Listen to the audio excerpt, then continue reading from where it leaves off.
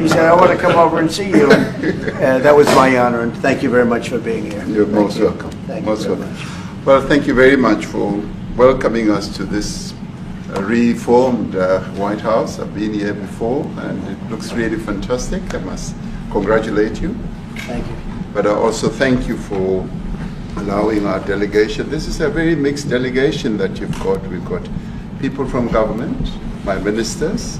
I've got someone from the trade union movement who we really collaborate with, and from business as well, and our sporting legends. When I spoke to you, you said, yes, come along and bring Gary Player, bring any else, and 𝗙𝗪𝗏. I've brought the two of them. Gary Player, I spoke to him, and he said, look, I'm getting rather on in my years, but wishes us luck in this discussion with you. So it's a real joy, and I'd also like to thank you for allowing your people to start discussions with us at the trade level. I mean, we are essentially here to reset the relationship between the United States and South Africa. We are long-standing partners in many, many ways. We've collaborated in many fields, in space issues, in energy, and in trade, and we therefore need to reset that, particularly in the light of some of the announcements that you made on trade and investment. So we want to advance more trade between the two of us, two countries, and our people now have been empowered by yourself and by myself to start engaging, and we hope that we will be able to fuel that engagement during our talks. And we also want to discuss issues that have to do with how we promote further investments in both countries. We've got about 22 companies from South Africa that have invested in the US. That's creating a number of jobs. And similarly, you've got almost 600 companies that have invested in South Africa, and some of them have been in South Africa for more than 100 years. That's true. So our links are really long-lasting, and we would like to recalibrate those relations between our two countries and discuss a whole range of issues, geopolitical, the work that you're doing to bring peace around the world, in Ukraine and in the Middle East. So we value that, and we are also a great contributor to peace processes that are going on around the world. And of course, we want to discuss how we can support each other. You are a much bigger economy than we are. We're just a tiny economy, but we rely on each other on a number of issues. We've got critical minerals that you want to fuel the growth of your own economy and reindustrialize. So we have that on offer, including rare earth minerals. So all that combination of opportunity and the products that we buy from you, as well as what we sell to you, I believe makes up a really good and powerful relationship, which we need to strengthen, which we need to engender. And that is really what has brought us here. And we are really privileged to have great South Africans in the mix. As you said, you'd like to see them as well. And I brought you a really fantastic golf book. Weighs 14 kilograms. Oh, that sounds good. And it showcases the golf courses in our country. Johan Rupert wrote preface, so did Annie else. And I want to showcase our golf courses. You might remember when I spoke to you and we spoke about golf, you said I should start practicing. And I've started practicing, President, so I'm ready. But let me end just the introductory remarks by thanking you. You may not recall that 5 years ago I spoke to you during the COVID period. Right. And it was at a time when the whole world was going through a really cathartic moment. Right. And we asked for assistance, and you were able to assist us with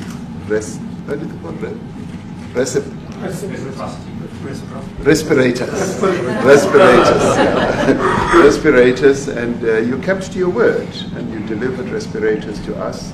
We didn't have as many in our country, and it really helped to help us deal with COVID.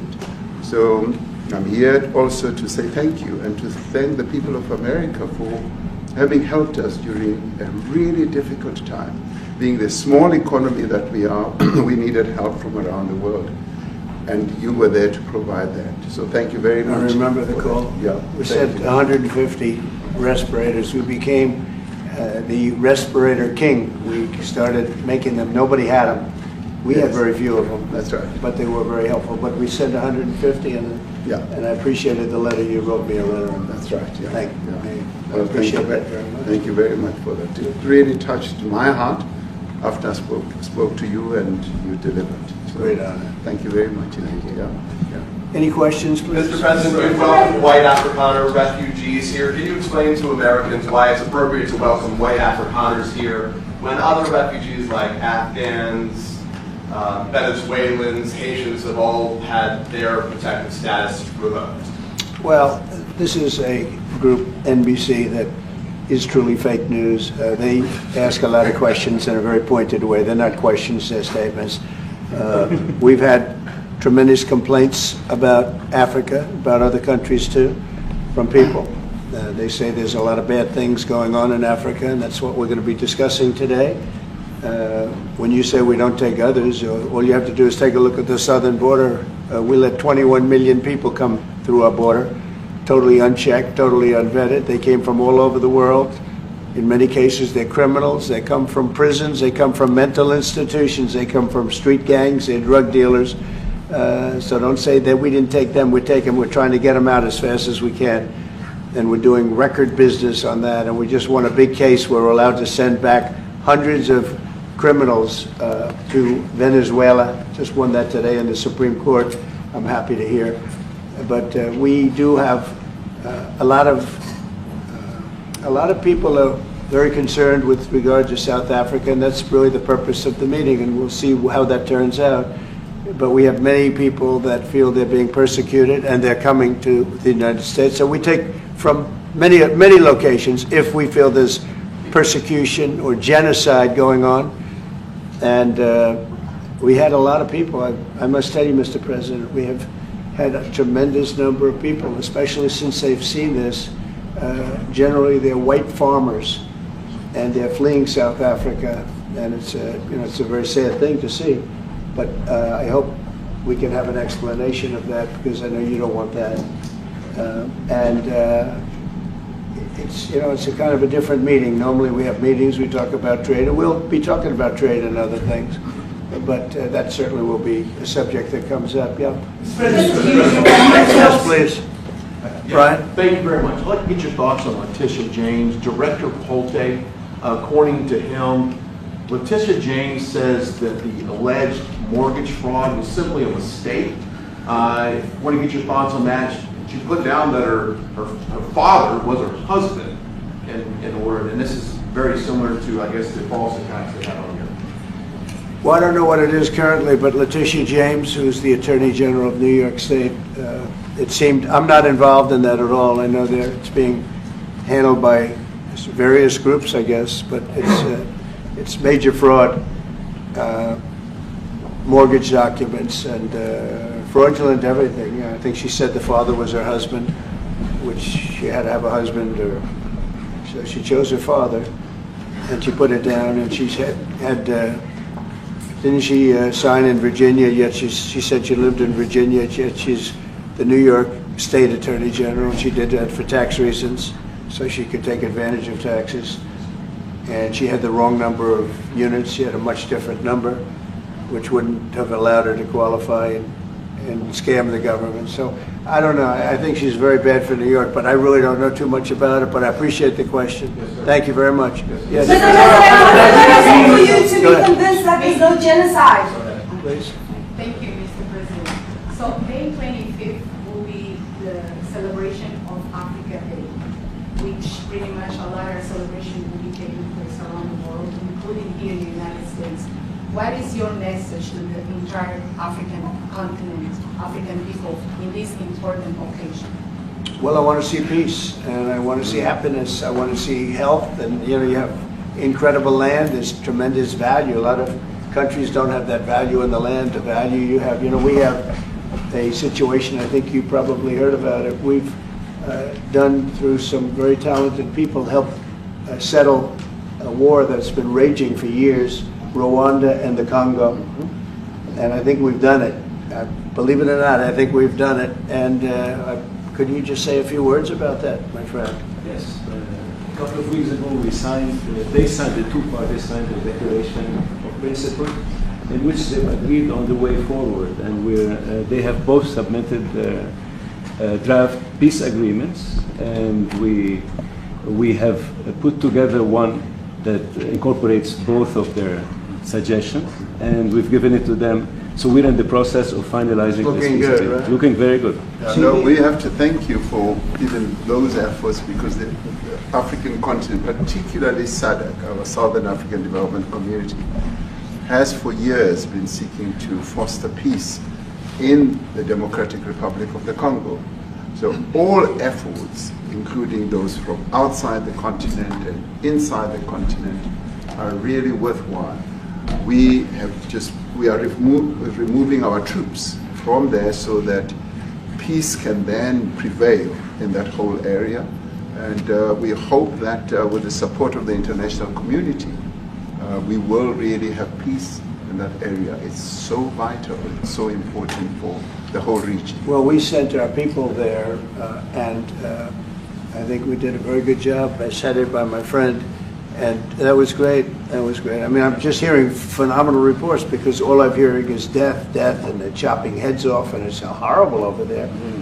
And it was really brave of you to go there, and I really appreciate it. And it looks like we have something very, very substantial. We also talked about trade with them in terms of rare earth and all, but really more for it's like, if you take a look at what we just did with Pakistan and India, we settled that whole thing, and I think I settled it through trade. We're doing a big deal with India, we're doing a big deal with Pakistan, and I said, what are you guys doing? You know, somebody had to be the last one to shoot, but the shooting was getting worse and worse, bigger and bigger, deeper and deeper into the countries, and we spoke to them, and I think I hate to say we got it settled, and then 2 days later, something happens, and they say it's Trump's fault.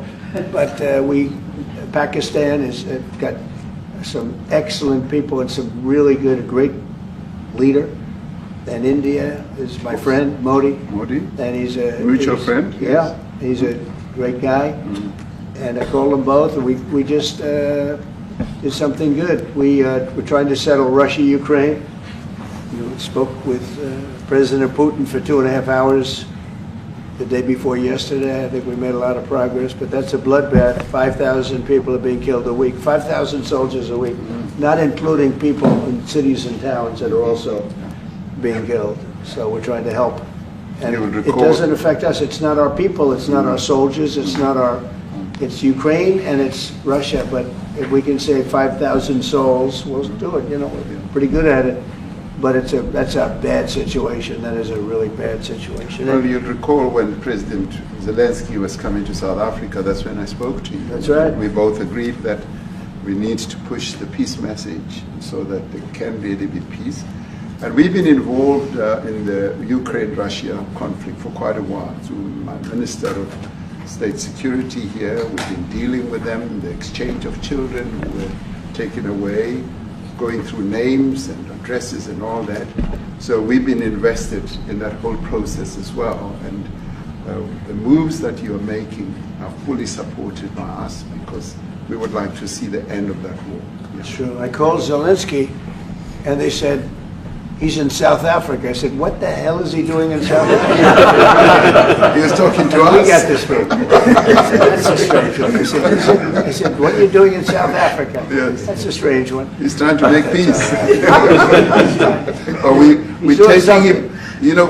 We were lucky because we had the great Nelson Mandela, who taught us how to create peace, to make peace. So we were imparting some of those lessons to him, some of those learnings, and I specifically mentioned to him that this is how Nelson Mandela taught us that when you want to have a peace in a country, do it on an unconditional basis and sit down and talk. And that's precisely what I'm sure he's going to heed. Well, going we're going to forward. see what happens with that when it's there's a lot of hatred, there's Yeah. a lot of death. It's a bloodbath. It's a It is. bloodbath. It is. I get the Unfortunately. I get the satellite pictures of that field, of that killing field. You never saw anything like it in your life. Yeah. It's horrible. It's a horrible thing that it goes on, but I think we've made big progress. South Africa. Yeah, please, go ahead. Thank you, Mr. President. No, not you. Right here. He's from South Africa. Go ahead, please. What are you expecting on the ICJ case? Are you expecting South Africa to drop that? Is that what you're trying to do? On which case? The ICJ The International case is Criminal Justice. International Criminal Court. I don't expect anything, to be honest. I really don't. I don't know. It's they've got a case. There's a lot of anger there, tremendous anger. I don't expect anything. We'll see what happens. We'll have a ruling, and who knows what the ruling is going to mean. Yeah. On that subject of Gaza, Mr. President, are you going to be speaking to Prime Minister Netanyahu about Israel's renewed offensive? There being a lot of concern from European countries. The Pope has expressed concern. Are you going to be asking Prime Minister Netanyahu to tone down the offensive in Gaza to let more aid in? Was that a question or a statement? Here's the question. This guy's, you never change. Mr. President, decide what will Please. it take for you to be convinced that there's no white genocide in South Africa?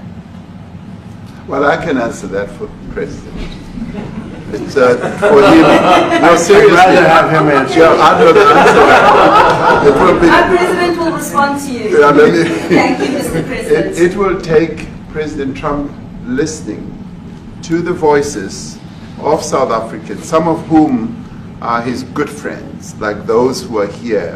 When we have talks between us on the quiet table, it will take President Trump to listen to them. I'm not going to be repeating what I've been saying. I would say if there was Afrikaner farmer genocide, I can bet you these three gentlemen would not be here, including my Minister of Agriculture. He would not be with me. So it'll take him, President Trump, listening to their stories, to their perspective. That is the answer to your question. But, Thank you, Mr. President, I must say President that Trump. we have, wait. We have thousands of stories talking about it. Sure. And we have documentaries, we have news stories. And that, is Natalie here, somebody here to turn that? I could show you a couple of things, and it has to be responded to. Yeah, sure, We we have- will. Let me see the articles, please, if you would, and turn the lights down. Turn the lights down, and just put this on. It's right behind you, Johan. There's nothing this parliament can do. With or without you, people are going to occupy land. We require no permission from you, from the president, from no one. We don't care. We can do whatever you want to do. Who are you to tell us whether we can occupy land or not? We are going to occupy land. South Africa occupy land. That's who we are. So whatever you want to do, we can withdraw my membership from this useless parliament. Yes, honorable member. Must never be scared to kill. A revolution demands that at some point there must be killing, because the killing is part of a revolutionary act. Shoot to kill, Yamaza, kill the poor, the farmer, kill the poor, the farmer,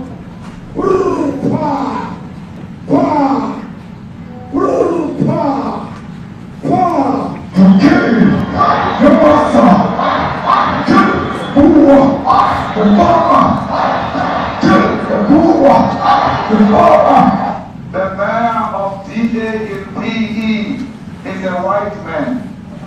So these people, when you want to hit them hard, go after a white man. They feel a terrible pain because you have touched a white man. Not because Mashaba and Soli will not be touched. They will be touched, no one. But we are starting with this whiteness. We are cutting the throat of whiteness. Shoot to kill, Yamaza, kill the brewer, the farmer, kill the brewer, the farmer.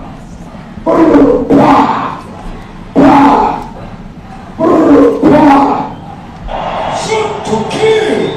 Come on, sir. Kill the poor, the farmer. Kill the poor, the farmer.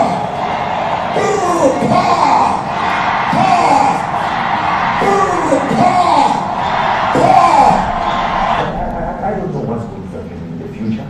I'm saying to you, was not called for the killing of white people, at least for now.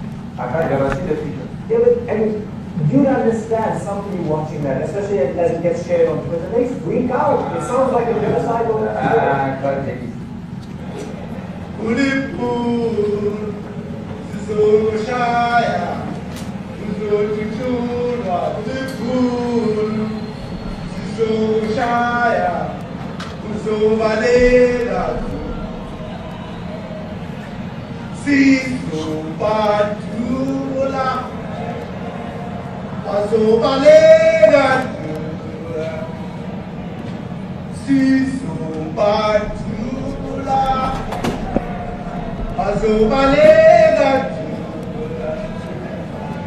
Who will expropriate land without compensation, whether they like it or not. If they object, they can seek refugee in America. Now this is very bad. These are burial sites right here. Burial sites. Over 1,000 of white farmers, and those cars are lined up to pay love on a Sunday morning. Each one of those white things you see is a cross, and there's approximately 1,000 of them. They're all white farmers, the family of white farmers. And those cars aren't driving, they're stopped there to pay respects to their family member who was killed. And it's a terrible sight. I've never seen anything like it. Both sides of the road you have crosses.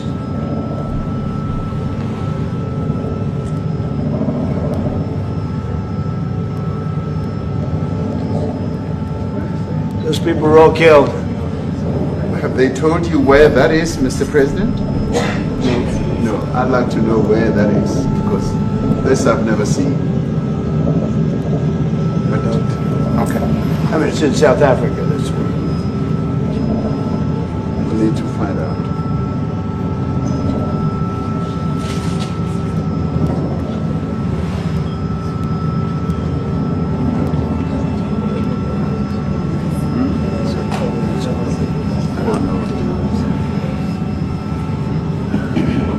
Those people.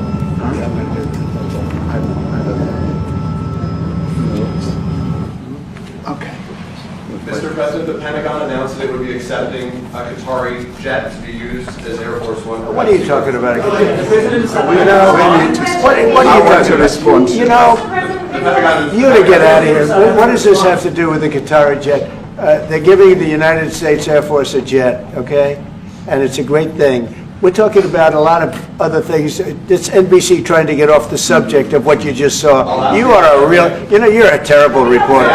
Number one, you don't have what it takes to be a reporter. You're not smart enough. But for you to go into a subject about a jet that was given to the United States Air Force, which is a very nice thing, they also gave $5.1 trillion worth of investment in addition to the jet. Go back, you ought to go back to your studio at NBC, because Brian Roberts and the people that run that place, they ought to be investigated. They are so terrible the way you run that network, and you're a disgrace. No more questions from you. Go ahead. Go ahead, talk about that. His name is Peter something. He's a terrible reporter. Quiet. That's my question now. Let's go. Thank you so much. President Trump, Anna Disaster from ENCA in South Africa. Thank you very much. Thank you for very hosting much, us. Steve. What would you like President Ramaphosa to do about the situation I that we've don't just know. seen on the screen? I don't know. Look, these are articles over the last few days. Death of people. Death. Horrible death. Death. I don't know. But you know that To pick anyone, white South Africans are fleeing because of the violence and racist laws. And this is all, I mean, I'll give these to you. No, I'd like So to- when you say, what would I like to do? I don't know what to do. Look at this. White South African couple say that they were attacked violently. And, President Trump, when will you go and see for yourself if it is indeed true? well, I could do that. Look, here's burial sites all over the place. These are all white farmers that are being buried. And he asks about a jet that was given. You ought to be ashamed of yourself. You know, you are so bad. You're such a bad reporter.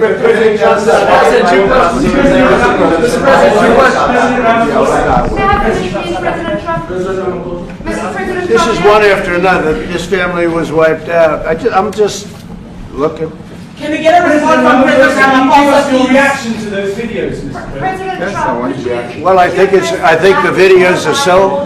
No. When you look at the videos, I mean, how does it get worse? And these are people that are officials, and they're saying that kill the white farmer and take their land. That's what it is. And I have other friends in South Africa. I have people that left.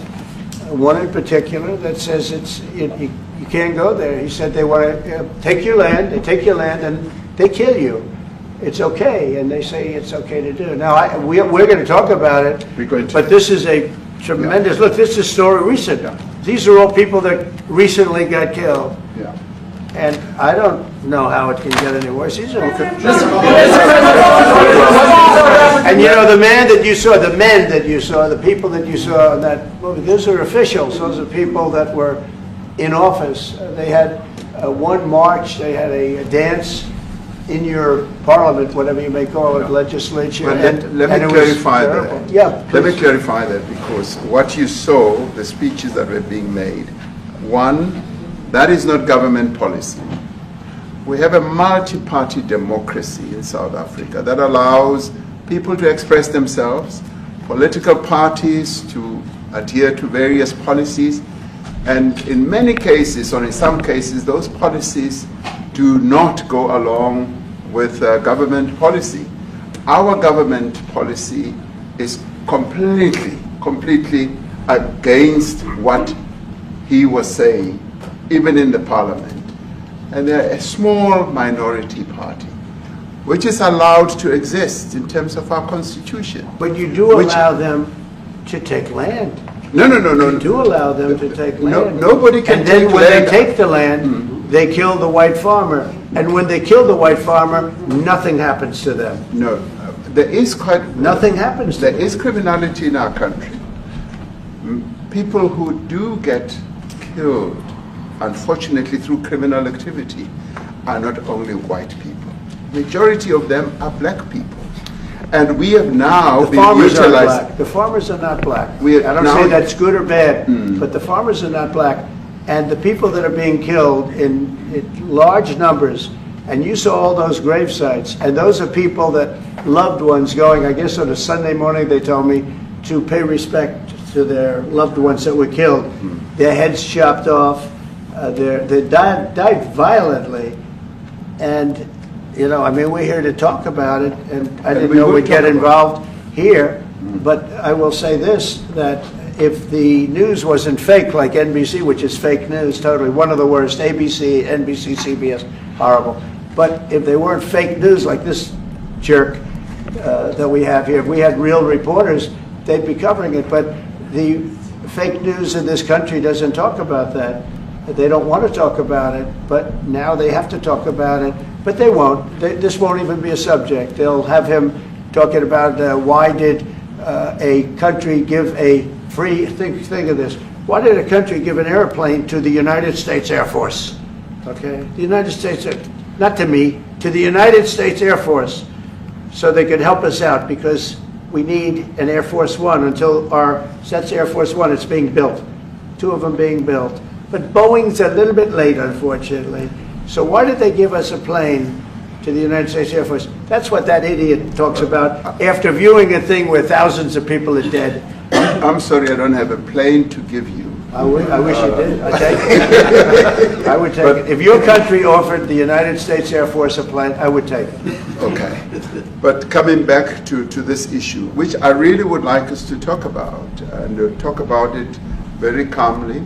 We were taught by Nelson Mandela that whenever there are problems, people need to sit down around a table and talk about them. Well, there are problems. And this is precisely what we would also like to talk about, including, of course, trade matters, investment matters. So the issues that concern you as the United States. Those are all recent. Those are all deaths. Yeah, in many ways, I mean, one should say you are a partner of South Africa, and you are raising concerns, and these are concerns that we are willing to talk to you about. Let me just add quickly, you know, the criminality that we are experiencing in our country needs quite a lot of technological capability. And in one of our areas in South Africa, we're using US technology, which is able to, in many ways, identify where shootings are happening and all that. And I'd like to talk about that because there is support that we can get from you as the United States to help us deal with all these acts of criminality. And that is what I believe partnership is all about. And we are here as a partner so that we can help each other whenever there are challenges. So I'd like us to discuss it, and of course outside of the media, so that we sit down and have a really good discussion that will lead to good outcomes. Are there any other further punitive measures that could be in place should you not be satisfied that South Africa is fixing some of the very bad things, inverted commas, that you tweeted are happening? Well, there are a lot of bad things happening in many countries, but this in particular has been very, very bad, and because of we're going to have the whole world watching in another short period of time because you have the G20, and that's a big deal. And it seems like, I mean, I want you to look good. I don't want you to look bad. Very good. But we have hundreds of people, thousands of people trying to come into our country because they feel they're going to be killed and their land is going to be confiscated. And you do have laws that were passed that gives you the right to confiscate land for no payment. You can take away land for no payment. I want to clarify that because we have a constitution. Our constitution guarantees and protects the sanctity of tenure of land ownership. And that constitution protects all South Africans with regard to land ownership. However, we do say, because we've got to deal with the past, the government, and as your government also has the right to expropriate land for public use. And you're doing that. And we've never really gotten underway with that. And we are going to be doing so. You're taking people's land away we have not. from them. We have, and those people in many cases are being executed. They're being executed. And they happen to be white, and most of them happen to be farmers. Mm-hmm. And that's a tough situation. I don't know how you explain that. How do you explain that? They're taking people's land away, and in many cases those people are being executed, and in many cases it's not the government that's doing it, it's people that kill them and then take their land, and nothing happens to them. But we have thousands of people that want to come into our country. They're also going to Australia in a smaller number. Mm-hmm. But we have thousands of people that want to come into our country, and they're white farmers, and they feel that they're going to die in South Africa, and it's a bad thing. Yeah, what can South Africa do? What concessions would you like to see them make to improve relations with the United States? Then I have one more for President Ramaphosa afterwards. Well, we just spoke about, I got them a very, very complex machine, 150 of them. I was asked by the president if it could help, and I did that. And I have great feeling for all countries. I deal with all countries, but I have a great feeling for South Africa because I have friends. I have a couple of friends, a few friends here today. I have many friends from South Africa, but many of those friends are not, they can't go back. I have Elon is from South Africa. I don't want to get Elon involved. That's all I have to do. Get him into another thing. But Elon happens to be from South Africa. This is what Elon wanted.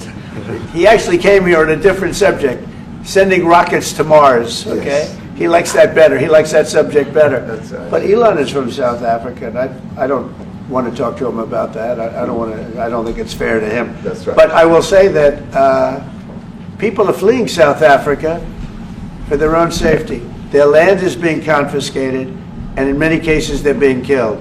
And that scene of, you see how many crosses they have. Those crosses, that's a dead person in every one of them. And those trucks or cars are paying their respects to all of those dead people on a Sunday morning.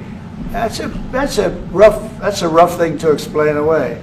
And the problem we have, and the way, you know, a correct and a fair media exposes things. But we have a very corrupt media. They won't even report this. If this were the other way around, it would be the biggest story. Now, I will say apartheid, terrible. That was the biggest story. That was reported all the time.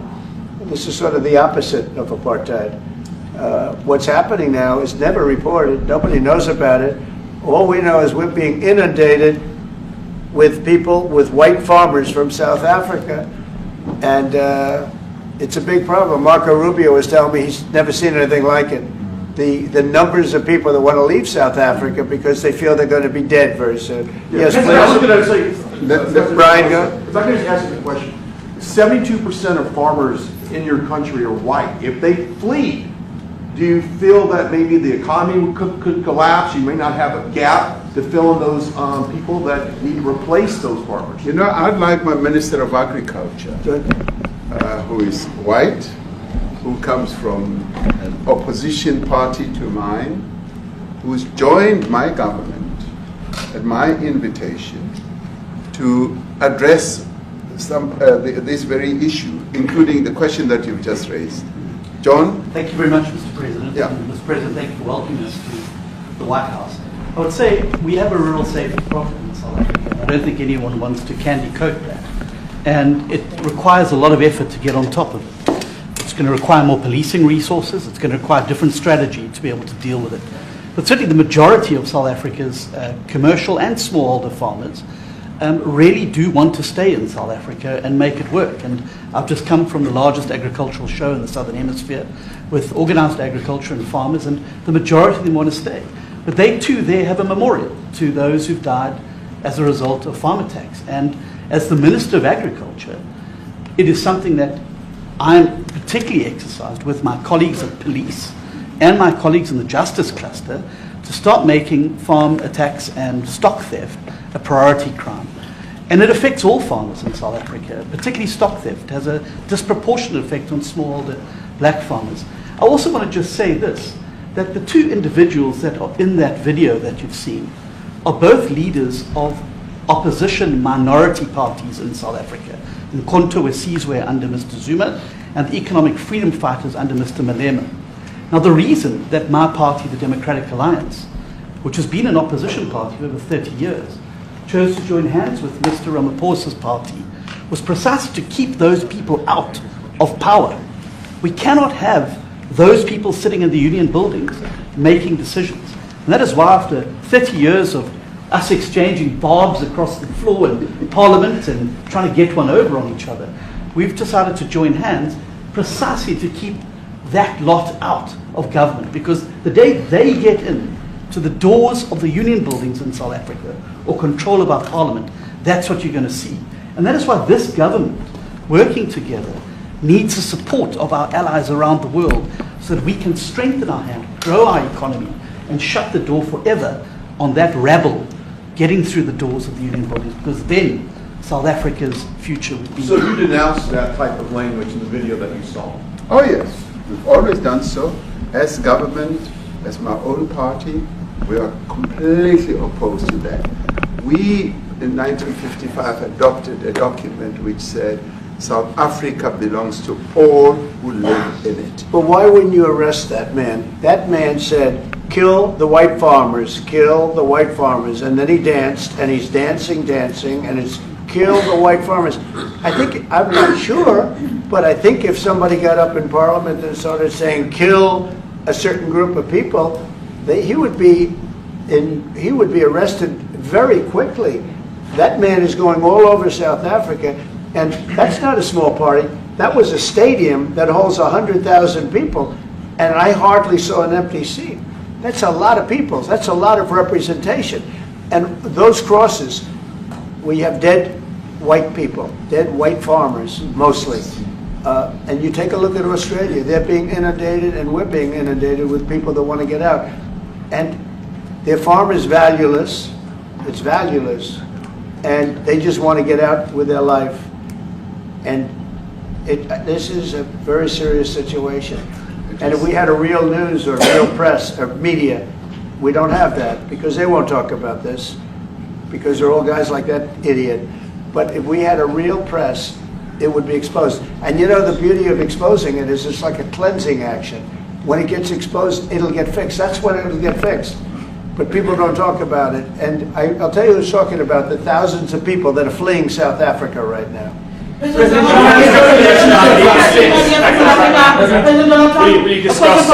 discussed USAID and the devastating impact the cuts are having across the African continent. You know, it's devastating, and hopefully a lot of people are going to start spending a lot of money. And I've talked to other nations. We want them to chip in and spend money too. And we've spent a lot, and it's a tremendous problem going on in many countries. A lot of problems going on. The United States always gets the request for money. Nobody else helps, as you know. Europe doesn't help. Europe hasn't given anything. All they do is sue our companies. You know, they sue Apple, and they sue all of our companies. Apple had to pay $17 billion on a nonsense lawsuit. Very unfair. But we're going to always be there to help. The Afrikaner is shown rise by South African broadcasting. If this Afrikaner resettlement issue is resolved, you're going to go into a room after this, you guys are going to talk. If it is resolved, what is the potential for the future-looking relationships between the United States? It's got to be resolved. It should be resolved. I mean, it's a little bit bad when you see a stadium with 100,000 people in it, because that means it's more than just a little movement. It's a pretty big movement in South Africa, so it has to be resolved. It'll be the end of the country if it's not. But is there potential for the relationship moving forward? I hope so. That's why I'm here. I mean, I'm not here for my health. I'm here to see what it is. No, I'd like to see. I have friends. I can tell you, 𝗙𝗏𝗃 and 𝗏𝗏𝗃, they feel so strongly they wanted to be here on behalf of South Africa, not on behalf of me. Yes. And, you know, they said, can we be here for this? Because they love the country. Ernie, do you guys want to say a couple of words? I hate to put you in this. This is tougher than sinking a 3-footer. They had, and they've sank many 3-footers. Thank you, Mr. President. And thanks for the honor of being here. We've known each other a long time. We have spoken. You know, we're proud South Africans. I still have my South African passport. You know, we travel with this passport, you know, and I got my visa here. So, you know, but we want to see things get better in our home country. That's the bottom line. It's been 35 years since the transition. President Ramaphosa was right in the middle of the transition time in 1990 and before that. So it's been 35 years of ANC government, and I know there's a lot of anger, you know, through the transition. There was also a lot of stuff happening in the apartheid days. You know, we grew up in the apartheid era, but I don't think two wrongs makes a right. You know, President Mandela, when he came out of prison for all that time, didn't come out with hatred, you know, and really unified our nation through sport. You know, we won the Rugby World Cup in '95. 4 times. We won the African Nations Cup, soccer. You know, we won some majors as golfers and so forth. So what I'm trying to say is, you know, this has been a long time coming.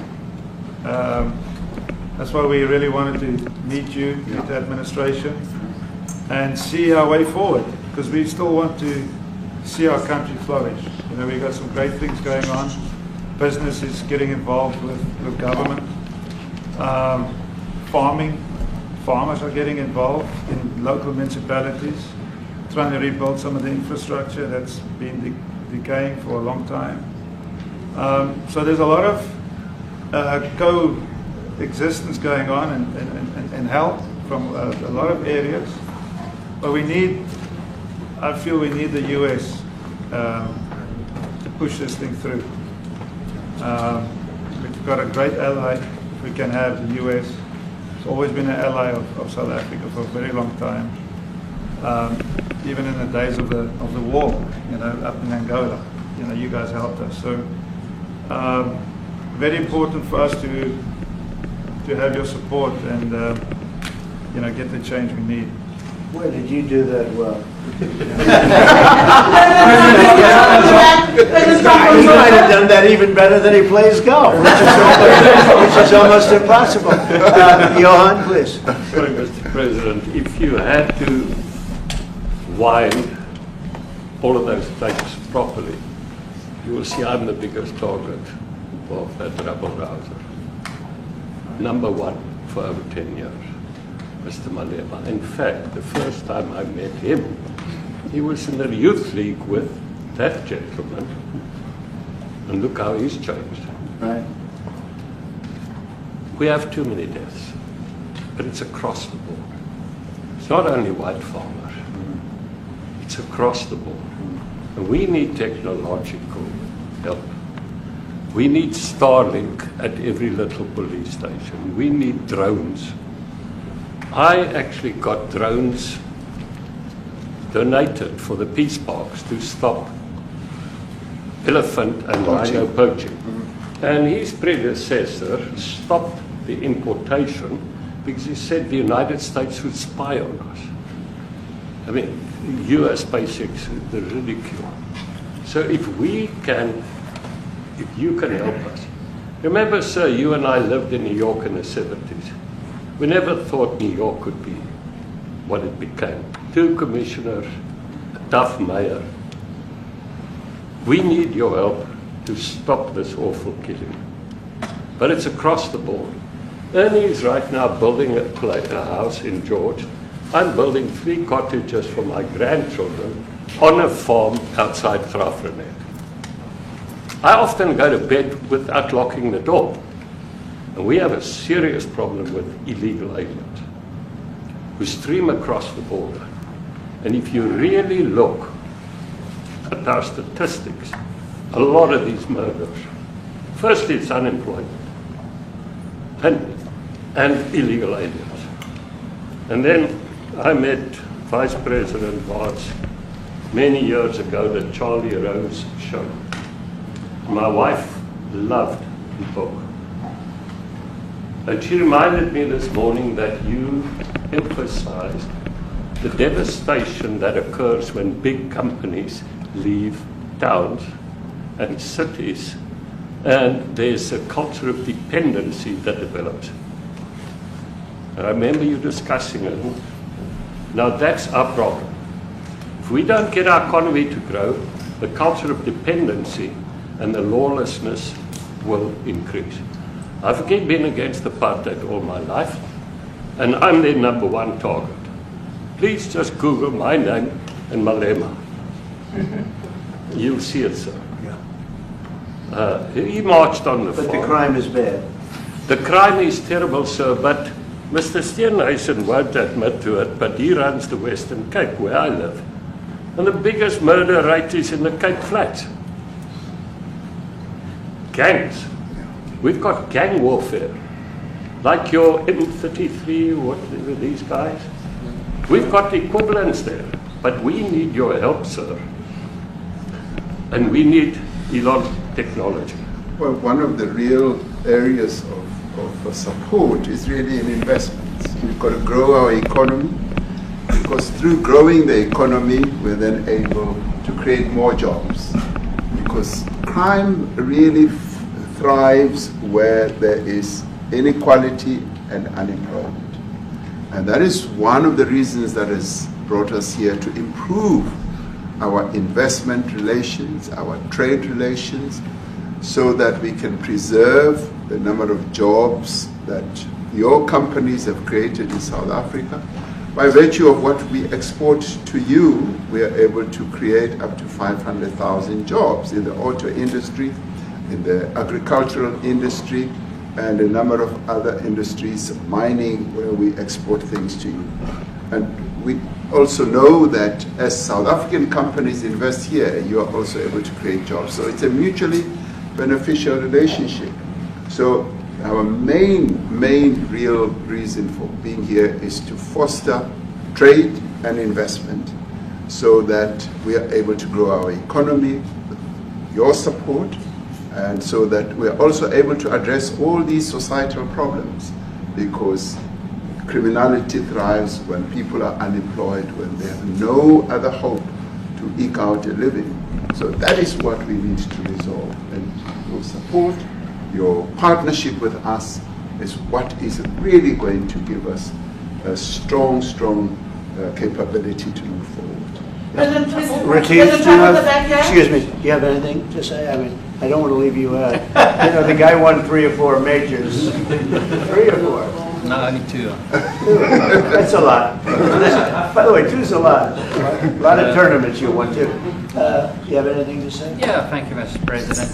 President Ramaphosa. I grew up in an area in South Africa that is a farmland area, Polokwane.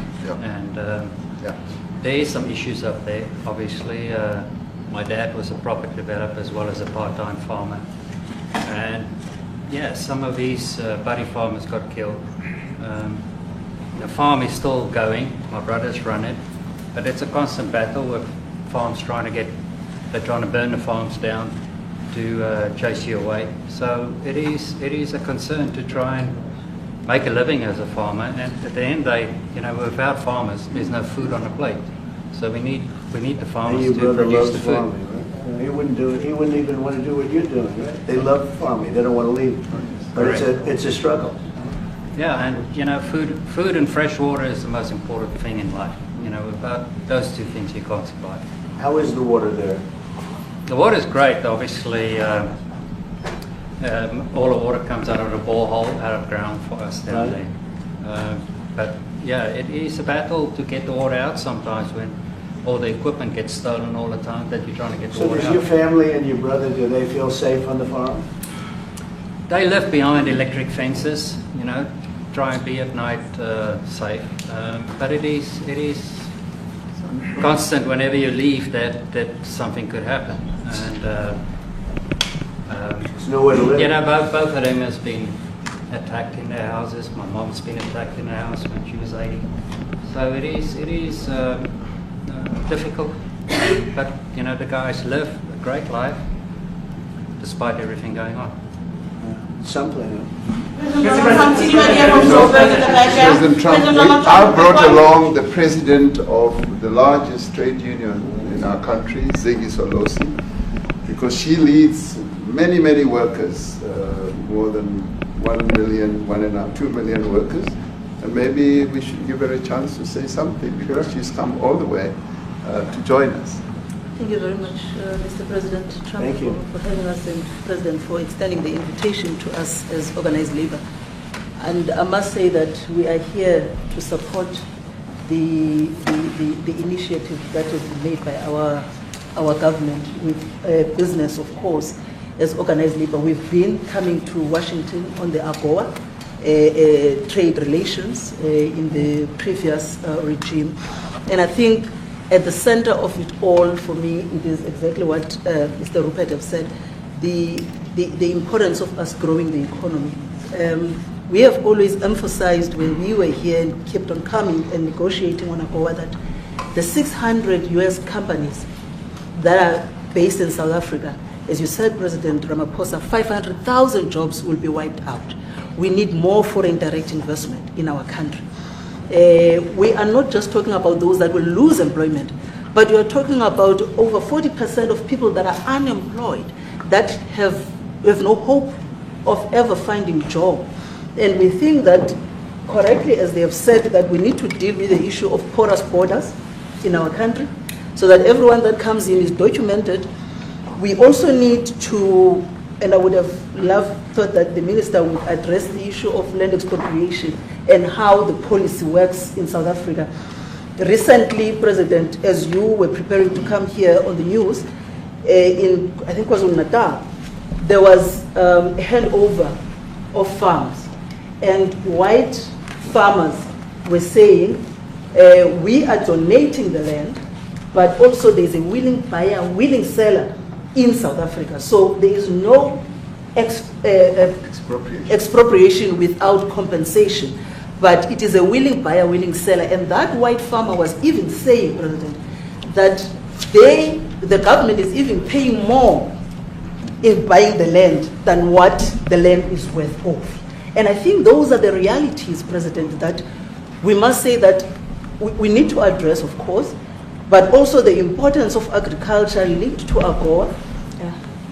People rely on it, and I think, as Retief said, for survival and living. But lastly, for me, President, is also the issue of the crime statistics. There is no doubt about it that we are a violent nation, for a number of reasons, and we're not condoning anything. But also, if you go into the rural areas where black majority are, you would see women, elderly, being raped, being killed, being murdered, and these are black elderly women that would be found throat slits, raped multiple times, and all of that. And the problem in South Africa, it is not necessarily about race, but it is about crime.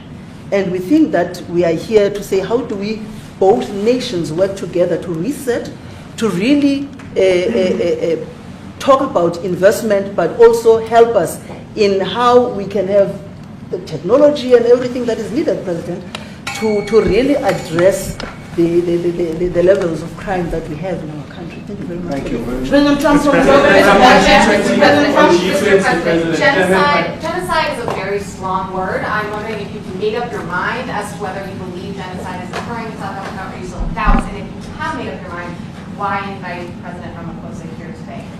Well, I haven't made up my mind. I hate to see it from the standpoint of South Africa, but also, I'm trying to save lives. I'm working with Russia and Ukraine. I don't have to do that. It's not our war. It was started by other people. It was helped along by our past administration. It would have never happened if I were president, but I'm trying to save lives, and no matter where. Rwanda, I have nothing to do with Rwanda and the Congo, but I felt I had a very talented person in this administration, and I sent him there, and he did an unbelievable job, I think. I mean, we're going to find out, but he's done the hardest part of the job. It should happen. If I can save lives, I want to save the lives. If it's in Africa, that's great. If it's in Europe, if it's wherever it may be. And it's a very small investment to do, believe me, compared to what the consequences are.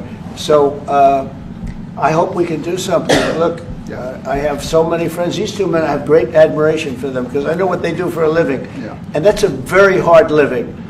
Going from city to city, from country to country, and hitting a ball 350 yards like they do, and better than you and I. Getting the ball in the hole. It's a very tough, with lots of people watching, right? Yes, That's a very tough living. They're champions. I respect champions, and I respect very much. And I think the country is very lucky. They really wanted to be here. That's true. They could be elsewhere. They could be on a beautiful fairway someplace, and they wanted to be here. So. My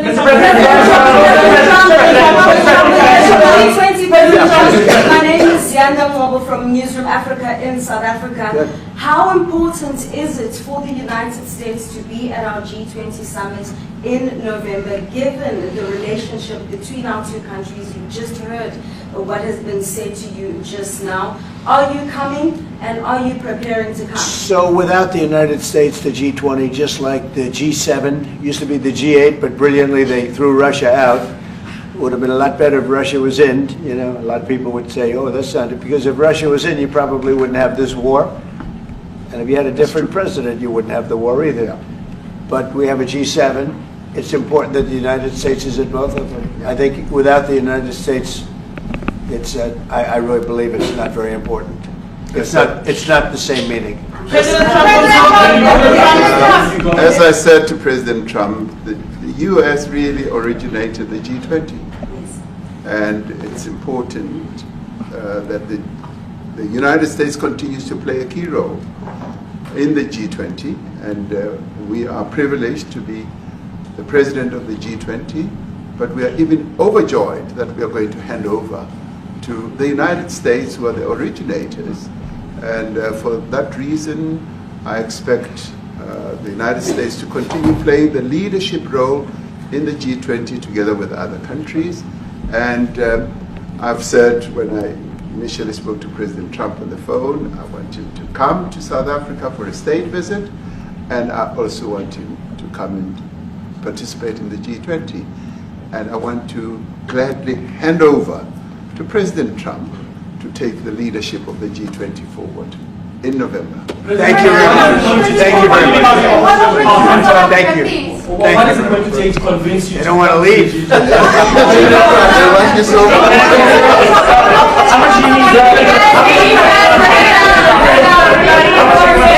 Everybody, please keep moving. Thank you. Keep moving. Thank you. Keep going. Keep going. Thank you. Thanks, guys. Thank you.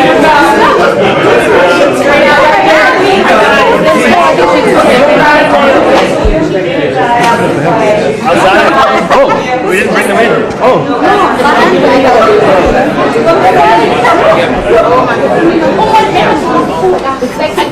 No, mentioning it's only this place as it is.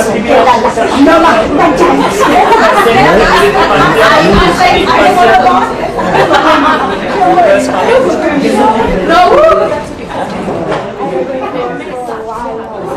This is on her. Oh, my knees. He's 20 years younger.